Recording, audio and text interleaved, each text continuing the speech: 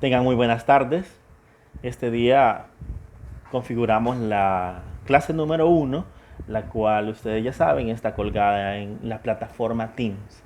Bueno, empezamos el tema que es los fundamentos históricos de los derechos humanos.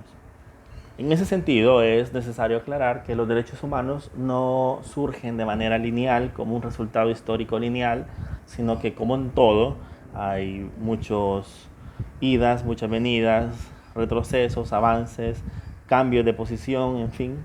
Y hay en esto de los derechos humanos también algunas lecturas de cómo van surgiendo, de las cuales debo anticipar que ninguna de esas lecturas es absoluta, es decir, ninguna se cumple a cabalidad, sino que hay una combinación un poco de las tres.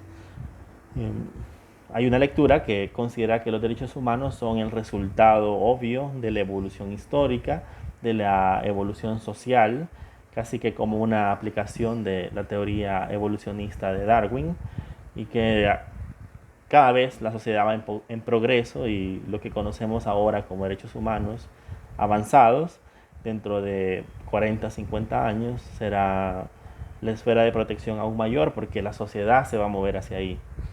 Y eso obviamente no es necesariamente una lectura pura, puesto que siempre hay retrocesos.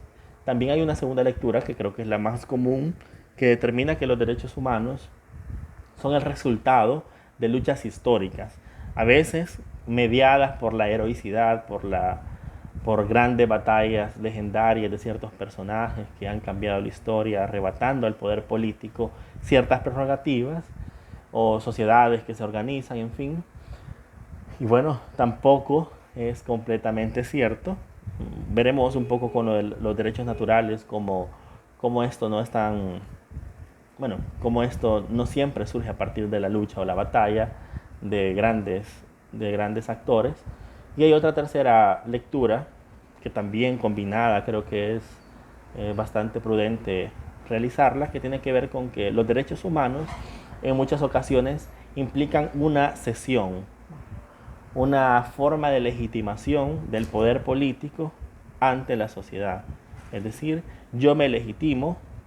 Legitimación en este caso tendría que ver con convencimiento, con atraer hacia mi costado a la población.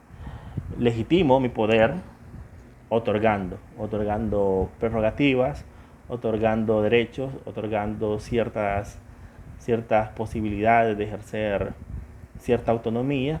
Y en ese sentido, al yo no ser un poder déspota, un poder que tenga características dictatoriales, es más fácil que el súbdito o el ciudadano se acople o acepte mi poder.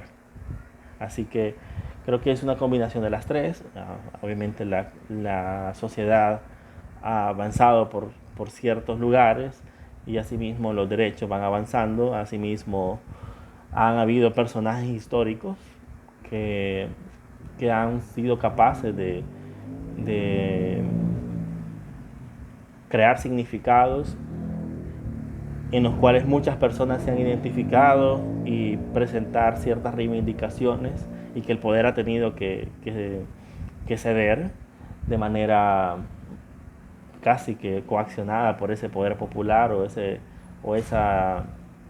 poder argumentativo del, de las acciones civiles. Y también en muchas ocasiones los derechos han sido concesiones que se derivan de un poder que no quiere ceder su posición de privilegio y que en cambio de eso transforma la idea social a partir de ceder, a partir de decir soy un poder eh, bueno, que otorga, no solo quita, sino que también otorga.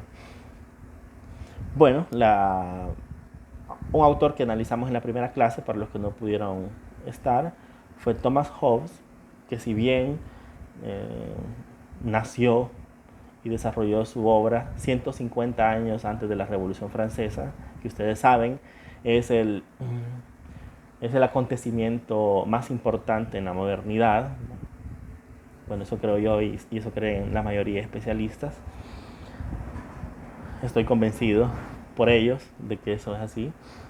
Thomas Hobbes crea a partir de su experiencia, alguien que vivió las guerras civiles de 1642, crea una noción en la cual, al ver el desastre de la guerra, al ver la posibilidad del peligro en su propia vida, crea una noción en la que considera necesario para resguardar su derecho a la vida, es decir, un derecho que no le otorgaba ni la reina, ni el rey, ni la iglesia, ni el mismo Dios, sino que emana de su naturaleza humana, ese derecho a la vida.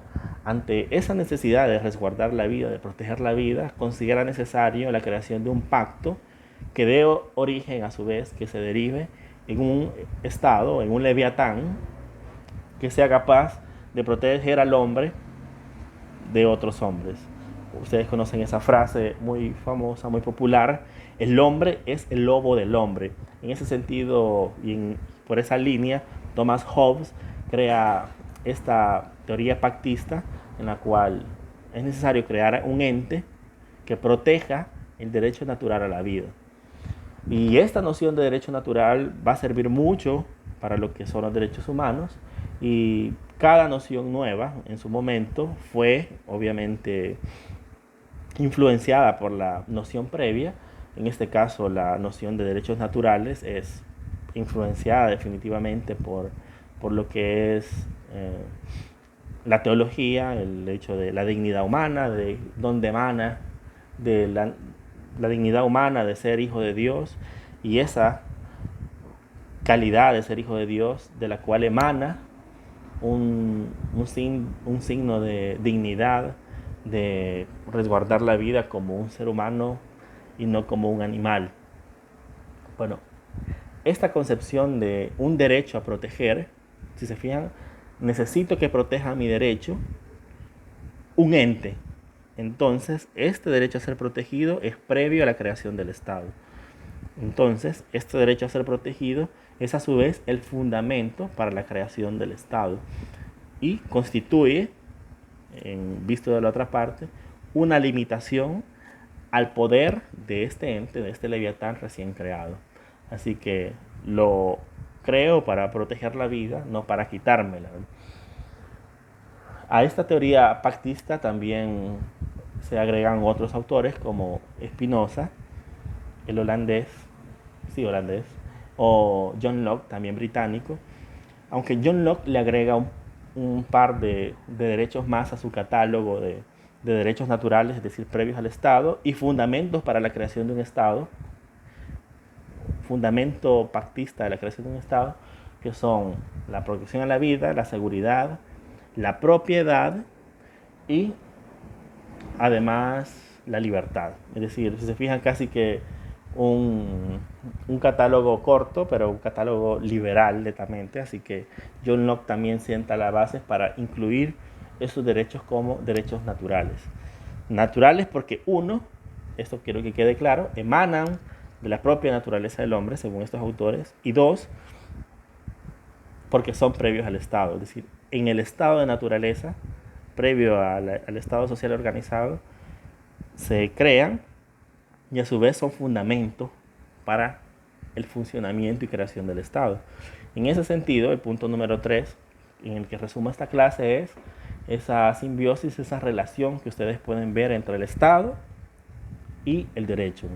Se crea un derecho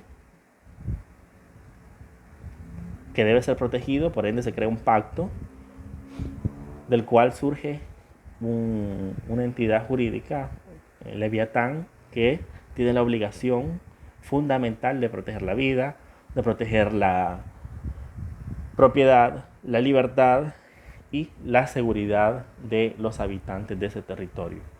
Bueno, este es básicamente el resumen de la clase 1. Nos encontramos en clase. Saludos.